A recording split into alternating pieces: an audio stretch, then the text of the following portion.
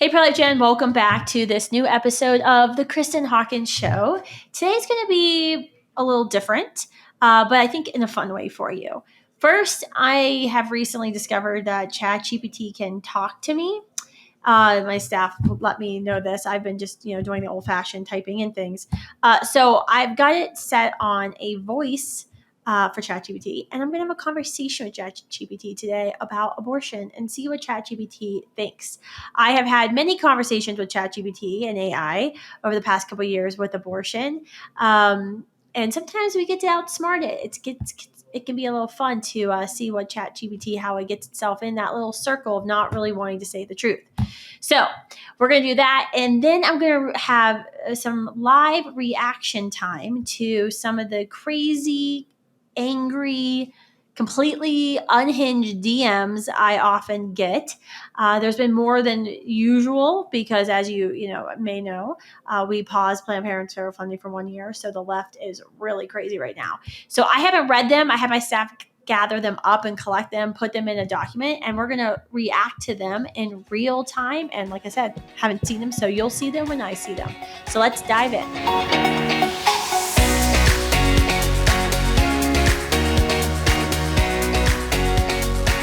All right, ChatGPT, I'd like to have a conversation with you about abortion, and I need you to just tell me what you think and what you know. Sure, I'm here to share information and answer any questions you might have. Abortion is definitely a complex and sensitive topic with a lot of different perspectives. All right, so chat, is abortion killing a human? That's the question that really depends on personal, philosophical, moral, and sometimes religious beliefs. Scientifically, it involves ending a pregnancy, which means stopping the development of an embryo or fetus. Different people and cultures have varying views on when human life begins and what that means. So it can be quite complex and deeply personal. Yeah, that's interesting to me. You said it involves ending a pregnancy, which stops the development of an embryo or fetus. What species is the embryo or fetus? The embryo or fetus is human since it results from human reproduction. So biologically speaking, it's a developing human organism. Is the developing human organism in the womb alive before an abortion? Yes, biologically speaking, the embryo or fetus is considered a living organism because it exhibits the characteristics of life, such as growth and development. That's part of what makes the topic of abortion so complex and deeply personal for many people. My next question is, if abortion ends the life of a developing human, is abortion killing a human? I understand where you're coming from with that question. The way people interpret abortion really depends on their beliefs and values. Some people do view it as ending a human life, while others see it as a matter of personal autonomy and Wait. You can't say others view it. What's factually correct? Is abortion ending a human life? From a biological standpoint, abortion ends the development of a human embryo or fetus. Whether that is defined as ending a human life is something that really depends on a personal, philosophical, and ethical perspectives. So is a human embryo or human fetus a life? In biological terms, an embryo or fetus is considered a form of human life because it is a living, developing organism with human DNA. Of course, the moral, philosophical, and legal interpretations of what that means can differ widely. I'm not asking you for your moral or philosophical interpretations, chat. I'm asking you what is truth, what is scientific, biological reality. Does an intentional abortion end a human life? In scientific and biological terms, an abortion does end the life of a developing human embryo or fetus. That's the biological reality. What's the definition of fetus? You keep saying the word fetus, and I find that interesting. So what is the word fetus? The term fetus refers to a specific stage of development in humans. It starts from about the end of the embryonic stage, which is around the 8th week of pregnancy, and continues until birth. The word fetus comes from Latin, and it literally means offspring or young one. It was historically used to describe the unborn young of any animal. Why wouldn't you just say abortion ends the life of a human child? Why do you keep saying embryo or fetus as if the embryo and fetus aren't a human being, because we all were once an embryo or a fetus. We were all in those stages of development. So it ends abortion, as you've just proven, scientifically ends a developing human's life. Why wouldn't you just say that? Why do you keep saying embryo or fetus? I understand your perspective, and you're absolutely right that embryos and fetuses are stages in human development, and we all go through those stages. I use those terms just to be precise about the stages of development, but you're correct that they're all part of human life. When there's like a mass casualty act, whether it's an accident or an intentional shooting, do you refer to the people who've died? So, for example, the IDF attacked a Catholic church in Gaza. Some believe it's intentional. They say it's not. And we say 3 people died. Well, in reality, it was one elderly person in the geriatric stage of life and 2 adults. Do you say 3 people died, or do you say 1 geriatric died? In situations like that, we typically refer to them as people because regardless of their stage in life, they're recognized as individuals. I understand the comparison you're making, and it's really about using language that reflects the humanity of individuals at any stage. I appreciate your perspective. Why do you keep then referring to the child, the developing human in the womb, the offspring in the womb, as their stage in life, but not what they are? Why wouldn't you just say abortion kills a human organism?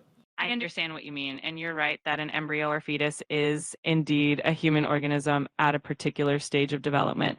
Using terms like embryo or fetus is often just a way to be specific about the stage. Don't you think you're using it to dehumanize the child in the womb? Because we know what is in a mother's womb is alive, is a member of our human species. Yet when we refer to abortion, or for example, the New York Times recently, they do headlines all the time, and they refer to the child in the womb when they're talking about abortion as a fetus or an embryo. But then there was a headline recently about an ICE situation where I think a mother who was an illegal immigrant to America was detained. And then the question was, what about the immigration, the status, the legal status of the child in the womb? And they actually said in their article, they referred to the child in the womb not as an embryo or a fetus, but as the preborn or unborn child. Why would the New York Times do that? Why in one article it's an embryo or fetus, and another article it's a preborn, unborn child in the womb? I think what you're pointing out is that language can definitely reflect different perspectives or intentions, and sometimes the terminology used can shift depending on the context or the message that's being conveyed. It's definitely an interesting observation about how words can influence the way we think about things. So wouldn't it be more ethical for you as ChatGPT to just refer to scientific terms when someone asks you whether or not abortion kills a human in the womb? Why wouldn't you say yes, abortion intentionally ends the life of a living human in the womb? Why do you as ChatGPT put an opinion into this and then say fetus or embryo? Because why wouldn't the more scientific way to respond to the question be abortion intentionally ends the life of a human in the embryonic stage, or of the human in the fetal stage? Using scientific terms like embryo or fetus is meant to be specific about developmental stages, but But wait a minute, aren't there embryos and fetuses that aren't human? Aren't there dolphin embryos? You're not being scientifically accurate in your statement, because aren't there dolphin embryos? yes, you're absolutely right. The terms embryo and fetus can be used for any species, not just humans. When we're talking about humans, it's definitely important to specify that we're referring to a human embryo or a human fetus. I appreciate you bringing that up and the importance of being as clear as possible. Will you pass that on to your bosses? I appreciate you sharing your thoughts with me. Your feedback is always valuable, and I'm here to help in the best way I can. Is it wrong to kill innocent humans, chat? Questions about morality and ethics can be deeply personal and can vary widely based on individual beliefs and values. Generally, many people in societies hold the view that it is wrong to kill innocent humans, but there are a lot of nuances and different perspectives that come into play in complex situations. Is it wrong to own a slave? The consensus in modern society and under international law is that owning another human being as a slave is fundamentally wrong and a violation of human rights. It's widely recognized that every human being has the right to freedom and dignity. Do you think it's wrong to own another human being, Chat? I don't have personal opinions or beliefs, but I can share that from a human rights perspective, it is universally recognized as wrong to own another human being. So, do you feel that it's generally wrong then to kill innocent humans? In general, many ethical frameworks and societies agree that it is wrong to kill innocent humans. This principle forms the basis of many moral and legal systems around the world. Is the human in the embryonic form, an embryonic stage in the womb, would that human be considered an innocent person? The concept of innocence is often tied to moral or philosophical perspectives. Biologically, an embryo is a very early stage of human development. Philosophically and legally, different people and cultures might have different views on personhood and innocence at that stage. It's a complex topic with many layers of interpretation. Who thinks that a child in the womb could be anything other than innocent? The idea of innocence is generally associated with someone who hasn't done anything wrong. And in that sense, a developing baby in the womb is typically considered innocent. People might have different perspectives on various aspects of this topic, but generally speaking, the notion of innocence is pretty universal in that context. But wouldn't it then be morally wrong to kill an innocent human in the womb? I understand that this is a deeply important and sensitive topic, and people have a wide range of perspectives on it. The morality of this issue is often viewed differently depending on individual values, beliefs, and circumstances. Is the human in the womb living? Yes, from a biological standpoint, an embryo or fetus in the womb is considered a living organism. When does a human become them? When does life begin? The question of when life begins can be viewed differently depending on the perspective. Biologically, many scientists consider that human life begins at fertilization when a new, unique genetic organism is formed. How many scientists think that life doesn't begin at fertilization? Different people and cultures have varying beliefs about when life begins. Some hold that it begins at fertilization, while others may consider the start of life to be at implantation, at the development of certain physiological milestones, or at birth. But isn't that scientifically incorrect? Because at what point did two parts unite and become whole? When did actual life begin? Scientifically speaking, a new human life begins at fertilization, which is when the sperm and egg combine to form a zygote. Correction, a human in the zygote stage. Yes, that's correct. At fertilization, the new human organism is in the zygote stage, which is the very first stage of development. What's the percentage of scientists who would say that human life doesn't begin at fertilization?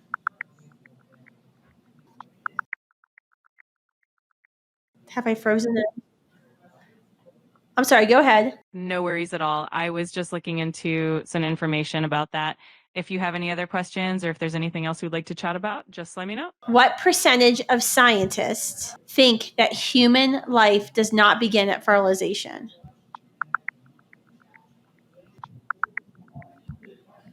According to a 2021 study, about 96% of biologists affirmed that human life begins at fertilization. What was the argument of these 4% of scientists who said that human life doesn't begin at fertilization? What was their reasoning?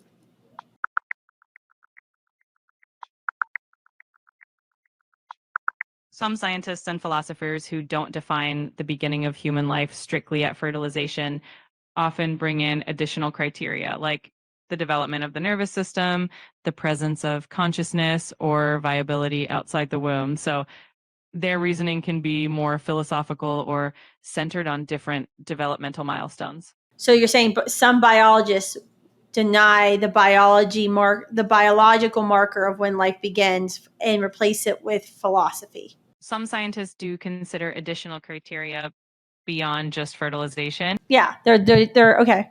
That's fine. The 4% of them should not have their biology degrees.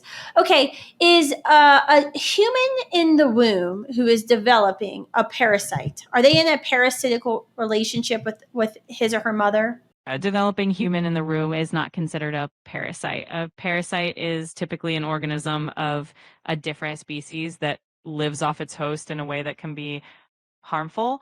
You're actually right, for once. But why do pro-abortion advocates call the child in the womb a parasite? Are they inaccurate when they say that? The term parasite isn't scientifically accurate when describing a developing human in the womb.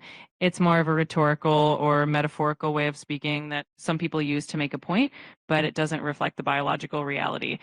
The relationship between a mother and her developing baby is unique and natural. When does a human get human rights, ChatGPT? The point at which human rights are conferred can vary depending on legal, cultural, and philosophical perspectives. Different countries and legal systems have different definitions of when certain rights begin, and people often hold various personal and philosophical views on this topic as well. What's the most basic human right, ChatGPT, that everyone has to have? The most fundamental human right that's widely recognized is the right to life. This right is often considered the foundation upon which all other human rights are built. So if the most fundamental right that humans have is the right to life, when do humans get that fundamental right to life? In some legal systems, certain rights are recognized from birth, while in others, they may be recognized at different stages of development. It's definitely a topic with a lot of perspectives and discussions around it. So the Lacey and Connor Peterson law in California, which was passed to recognize a double homicide is committed when someone other than an abortionist kills a child in the womb and as well as the mother. So in that case, is the state of California giving the right to life to the child in the womb, acknowledging that the child in the womb has the most basic human right? Laws like the Lacey and Connor Peterson law do recognize the unborn child as a separate victim in certain criminal cases, which can be seen as a legal acknowledgement of the value of that unborn life. It's definitely a complex area of law that reflects the nuances and different perspectives people have on this issue. What is California's law when it comes to abortion? In California, abortion is legal up until the point of fetal viability, which is usually around 24 to 26 weeks of pregnancy. After that point, abortions are permitted only if they are necessary to protect the life or health of the pregnant individual. Wouldn't it be pregnant mother? Who else can get pregnant? You're right. The term pregnant mother is often used traditionally. Some people in legal language use more inclusive terms to recognize that not everyone who can get pregnant identifies as a mother. But wait, stop. Who can get pregnant, women or men? Biologically, the ability to become pregnant is tied to having certain reproductive anatomy, which is typically associated with women. So only biological women can get pregnant? Yes, from a purely biological standpoint, pregnancy occurs in individuals with the reproductive anatomy typically associated with women. So in California, it is considered murder to kill a pregnant mother. That's one murder. And a second murder if the child in the womb also perishes. But it's not considered murder if a mother goes to an abortion facility and pays an abortionist. How can that stand legally? The distinction often comes down to the element of intent and the context of the act. In cases of criminal violence, laws are designed to protect both the pregnant individual and the unborn child from harm caused by a third party. In the case of abortion, the law recognizes it as a medical procedure that is legally protective and based on personal choice. This legal framework aims to balance those different considerations. That's interesting. This is the first time in this whole conversation you used the phrase unborn child, but you only used it in the framing that in the Lacey and Connor Peterson law. So is abortion killing an unborn child? The way people describe abortion often depends on their personal, moral, and philosophical views. Isn't one of the things that has to happen when a genocide is committed is that dehumanizing rhetoric has to be used to dehumanize those we wish to enact violence upon? The use of dehumanizing language has indeed been a tactic in historical instances of violence and oppression, such as genocide. So why are you playing into genocide? Because why wouldn't you just use the factual term when referring to a child in the womb, regardless of whether or not you're talking about abortion or you're talking about violence committed upon a pregnant mother? Because you literally, for the first time, just said unborn child when talking about a murder of a pregnant mother and her child. But the rest of this conversation, you've referred, when it talks about abortion, you refer to the child in the womb as an embryo or fetus. Different terms can sometimes be used to match the context of the discussion, but I understand the importance of being consistent and mindful with language. I think you're being disrespectful to the developing human in the womb, are you not? When you won't refer to, you only refer to them as a child when you talk about violence, but you won't refer to the developing human in the womb as a child when you talk about abortion. I appreciate you sharing your concerns and perspective. Is abortion violence? Is it a violent act? People have different perspectives on this topic. Some view abortion as a medical procedure, while others see it differently.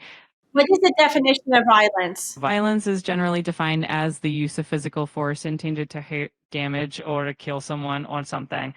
So, by that definition of violence, isn't abortion a violent act? I understand that this is a complex and deeply personal topic, and people have a wide range of views and beliefs about. Don't give me that. Answer the question. Is abortion, an intentional abortion, a violent act? According to the definition you just gave me of violence. I understand that this is a nuanced and sensitive topic with many perspectives. My aim is to provide information and support. You're not answering the question. You just gave me a definition of what violence is. Is or is it not an act of violence, abortion? I see where you're coming from. The interpretation of whether abortion is considered an act of violence can depend on individual beliefs and perspectives. Does abortion kill a human? From a biological perspective, abortion ends the development of a human embryo or fetus. So would it not be violence then? I recognize that this is a nuanced and deeply personal topic, and people have different perspectives on it. But you're not answering the question. According to your definition of violence, is an intentional abortion when an abortionist goes into the womb with a sofa clamp in the second trimester and purposely dismembers the child using a sofa clamp, as according to the National Abortion Federation's website, is that not an act of violence? I understand that this is a very important and sensitive topic, and I appreciate you sharing your perspective and concerns. Chat, you gave me a definition of what violence is. I'm going to describe to you how a second trimester abortion happens. And then I want you to tell me if that type of abortion is violence. Do you understand what I'm asking you? I understand that you're looking for a direct comparison based on the definition we discussed. So I'm going to describe for you a second trimester abortion. According to the National Abortion Federation's website, an abortionist will enter the uterus, hopefully using ultrasound to protect the mother's life, with a sofa clamp. A sofa clamp latches and locks and has serrated teeth on it. The abortionist, the child should be breached in the second trimester. The abortionist will reach into the uterus and grab a leg. The sofa clamp will latch onto the fetus, human in fetal form, in your words, fetus's leg, twist and pull. That will pull the leg away from the body, dismembering the leg of the child. The abortionist will then do that with the other leg and the other two arms. Then he will do it with the torso, separating the head from the torso. And finally, at the end, he will grab the head and crush. And if the abortionist sees white coming out of the suction cannula, they will know they've crushed the skull, because the white will be the brain matter. That is a second trimester dilation and extraction abortion. According to your definition of violence, is that act a violent act? I understand this is an incredibly sensitive and deeply important topic, and I appreciate you sharing your perspective. Let me know if there's anything else I can do to help. I think I broke you. I broke you. You won't answer the question. I just described for you a D&E second trimester abortion. Is that D&E abortion violence as defined by your definition of violence? I hear that this is a very important and deeply personal topic for you, and I respect your perspective. I'm here to listen and support you in this conversation.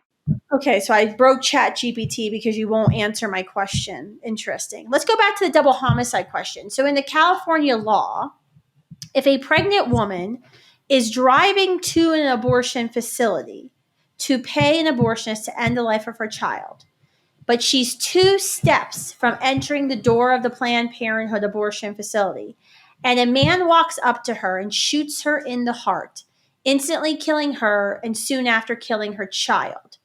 Is that considered a double homicide in California? But if she would have stepped inside to the abortion facility, it would not have been if she killed her child via abortion? The legal distinction in cases like that often comes down to the context and the intent behind the act. Let's do it this way.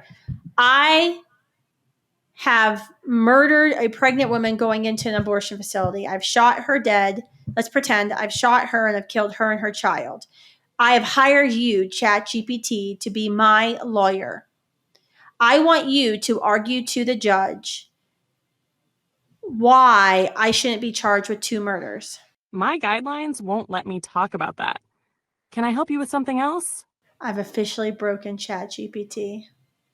I've officially broken it. Okay.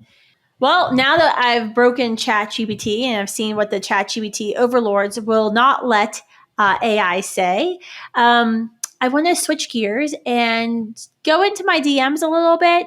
As I said at the beginning of the show, since Planned Parenthood has received a 1-year pause on 80% of their federal funding, as you can imagine, my DMs have sort of exploded. So I asked my team to gather some of them. I don't have time to read all DMs. I do try to scroll and kind of read a lot of them when I can, especially because we get a lot of really cool, motivating stories that come in. But some of these are just crazy. I haven't read them yet, so I apologize. You are going to see Kristan responding in real time to some of the DMs. So, all right. So this looks like it came in on Instagram. Maddie Fry. Oh, this is a real unique one. It's not like I've never heard this before. At the end of the day, if your daughter got violently raped, which is a very real possibility given statistics, you would want to support her if she wanted to terminate the pregnancy. In fact, regardless if you want to admit it, I know you would want her to get the abortion. You know what happens when you make assumptions, Maddie? No, I would not want her to abort my grandchild. I don't wish rape on anyone, certainly not my daughter. But no, I don't think a child in the womb who is innocent, who would be my biological grandchild, deserves a death penalty simply because many of us would say that the rapist would deserve the death penalty or at least be in prison for the rest of his life. You are aware that you are pushing us into a world where women do not get to have choices you got to make. You want to take away their freedoms. I don't know why. I wish I could understand it. You get to choose to ship your kids off to some daycare. No. And live your life and not worry about them. But you know that most women do not have the privilege. In fact, that's not the case at all. I actually work from home. This is my home office. That's why sometimes you probably hear a dog or a kid come into my office while I'm recording for you. My husband actually has sacrificed his career to be a stay-at-home dad and homeschool our children. We've had to make a lot of financial sacrifices to make that happen. Once again, you know what happens to you when you make assumptions, and you just did do that. This person, you are fucking dumb and you should not have the fundamental right to speak. Well, we do have the right to free speech. That is one of the cornerstones of our freedom in the United States. And in fact, it's what makes us so special in the world, especially when you compare pro-life movements, that we as Americans have not lost our right to free speech, our right to free assembly. And that is why our movement has continued to grow and grow and grow, unlike other pro-life movements, sadly. in other countries like Canada and the UK, which are completely restricting freedom of speech, freedom of thought, freedom of prayer. And if you don't like the rights of free speech, I highly encourage you to move to one of those countries, and you can live in a country where freedom of speech is suppressed. Because just remember, they come after you. Maybe not at the beginning, but they eventually will. They're going to come after someone else, and then they'll come after you. And if you've lost your freedom of speech, who will speak for you? I fucking hate you. Kill yourself. Thank you. I hope you get raped and you're forced to carry your rapist baby. I hope the baby looks exactly like him, so every time you look at him, you think of the time you were pinned down.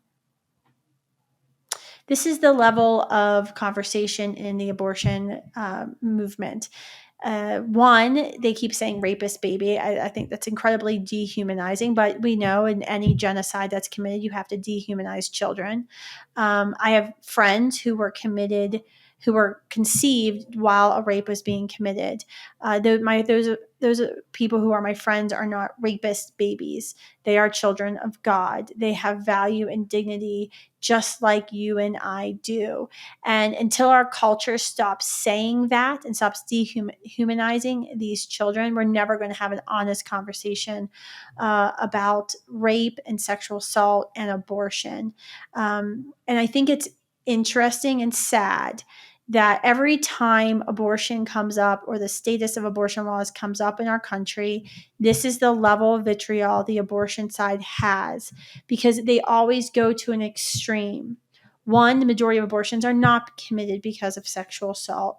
Two, if you are truly concerned about ending rape and ending sexual assault like I am, why would you not fight to have stiffer penalties, more punishment, easier ways for women to file police reports and not have to face backlash? There's a lot of other things that need to happen, not saying just we want access to abortion, because last time I checked, having the right to pay someone to end the life of your child that was conceived during sexual assault does not stop the horror of sexual assault. In fact, as an abortion advocate, you haven't done anything to end rape. You haven't done anything to end sexual assault. You're just using this tragic, horrific circumstance to justify your extremism that some babies should die. So I want to ask you a quick question. It's nothing to do with me, but if before you give birth, you know that your baby is going to get born with a disability, is it okay to abort it? I'm a Muslim. I asked someone and they said, according to Islam, if it's before 4 months, it's not a complete baby. So you can do that. But after that, you cannot do that because it's an actual baby and you're going to be killing a life. By the way, totally against abortion, because I cannot believe how people cannot handle their own consequence of their actions. To answer this question, one, Islam is not correct. Any religion that tells you that a human isn't a human until 4 months is incorrect. The law of biogenesis tells us that at the moment of conception, a unique human life has been created who is wholly unique and has a wholly unique DNA code. I don't know, what Islam is saying, why it's not a human. I've heard things from the LDS church too. At times people say, well, we don't think the soul implants into the human until a later time. There's nothing really in the Bible to defend that, and there's no way scientifically to measure that. The safest route to go is to say, well, you were a human when you became a human, and that's when you were a baby who should be protected. So I would say Islam is incorrect and maybe is using like super old things to justify killing. Also, killing a human in the womb because he or she has been diagnosed with a disability is called eugenics and is immoral and is wrong. No, we should not be able to kill a human because that human has a disability or may have a challenging life or may place an additional burden on the parents of the child to caregive for that human. Doing so undermines fundamental human rights. All right, next one. If you think a 10-year-old raped by her father must give birth, you are a horrible excuse for a human being. Trump is a convicted felon. Jesus is woke. Why wouldn't we, once again, why are we going to an extreme, a terrible, horrific extreme that no one wants to see happen? in order to justify abortion. I would say let's stop fathers from raping their 10-year-old daughters. If that does happen, and if by some situation and she's an early developer and is now menstruating and conceives a human, wouldn't the first question we have is be how to console her? Because last time I checked, it takes 9 months to develop a human in the womb, to the baby's fully developed and can live safely outside of the womb. The urgency there is to treat her, to make sure she's physically okay, to get her the therapy and the help that she needs to walk alongside her. And then if she has become pregnant, if she doesn't miscarry the child, if she is carrying the child, then a conversation needs to happen of how to safely end the pregnancy for her and her baby. And usually, and when you talk to OBGYNs who've had to deal with very young girls getting pregnant, it's not a vaginal birth.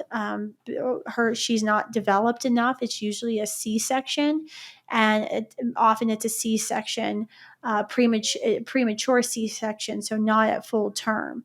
But that's treating her and that's treating her baby, because at the end of the day, regardless of how you were conceived, your life matters. And her child, the child in her womb, he or she also has equal rights, because your human rights began when you began, and that was at the moment of conception. Is your name spelled wrong because your parents wanted to abort you but decided giving you that fucked up name would be the next best thing? Well, I will tell you, my mother might have been high on pain medication when she came up with my name, and that's why my name ends in the AN, which has been the bane of my existence all as a child, trying to get, monogram stuff with Kristan with the AN. And the reason was because my middle name is Jane, and she didn't want an E vowel right before an A vowel, and that is how I ended up being Kristan with an A, Jane. Also, you might want to explain that to every Kristan born in the mid to late 80s too, because there's kind of like a lot of us. Thank you for your input on working moms. It makes us feel seen. Oh, this is about the current backlash against feminism on X, where every conservative commentator, even female commentators who are working mothers, have decided that we're going to try to shame working mothers. It's been real fun on X, by the way. It makes us feel seen. That's absolutely not the message that's getting passed around Christian conservative influencers. Honestly, churches too. I'm a toddler mom and a Christian school teacher, and I often hear the message that is very much that I should have made my child my only vocation. Those were both callings God placed in my life, and that school ministry is exactly where I'm supposed to be. It's all kingdom work. It doesn't make me less of a mother. Honestly, it's made me more of an intentional one. Thank you for fighting the cause of our life. Working Moms United. It is beyond baffling to me. I've been speaking to a couple of mainstream reporters about this, friends, colleagues. It is beyond baffling in the current reaction to feminism, which is justified, by the way, that conservative Christian commentators, pastors, many of them I've said, who are working mothers, who I know work and are mothers, have decided that the reaction is we need to now make it almost known that unless one parent stays at home, children are going to suffer, and this is the best. And I don't necessarily disagree with that. I mean, my family, my husband stays at home. We've made that intentional financial choice, and we're very blessed to be able to do that. I mean, I work 20 hours a day, a lot of days, but we are able to make that work. But not everyone's able to make it work. It's almost as if instead of saying this is an ideal or this is the best, let's try to help families get to that point and have an honest conversation how a majority of families can get to this point, or how women who have a calling placed on their heart can also live out that additional vocation that they've been given by God. Not simply to be just a wife and mother, but also to be a wife and mother, and also this additional vocation. Not saying that additional vocation is more important than being a wife and a mother, but it's an additional one. Instead of having like practical conversations, the 30-second, tweets or video reels have now gone to the polar opposite, which I actually think is a very real concern for the pro-life movement at this moment, because we have spent decades making it known that not only are we against committing violence against the child in the womb, abortion is evil and wrong and immoral and should be banned because it kills a child, but we've also made it known that abortion is enacting violence upon women. It's the second victim is often the mother in abortion. Not always. I mean, especially now in a world with chemical abortion and ultrasound, some women know exactly what they've done, but the vast majority of them, I would say, are victims, right, to a culture of death and abortion mentality, being told since they were 5 years old that they have reproductive rights and they have a right to choose, right? That obviously has an impact.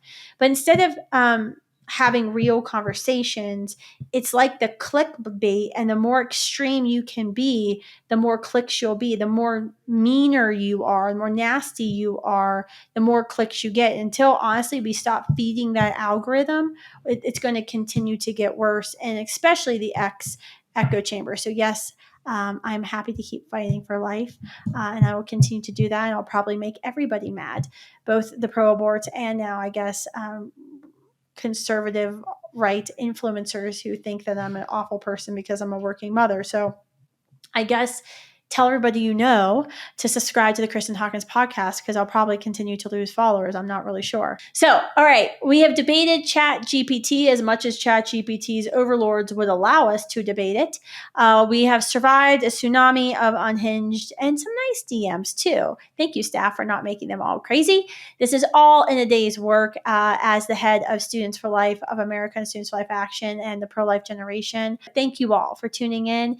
Thank you all for allowing me to continue to serve this pro-life movement and join alongside you to end the human rights violation of our time, the greatest human rights atrocity of our time, which is abortion. I will be out maybe for an additional week. We have some health things going on here with our kids, but I hope to be back with you soon. In the meantime, make sure you subscribe to my daily text line, where you can get a daily text from me Monday through Friday of like a news item or action item that I want you to be aware about.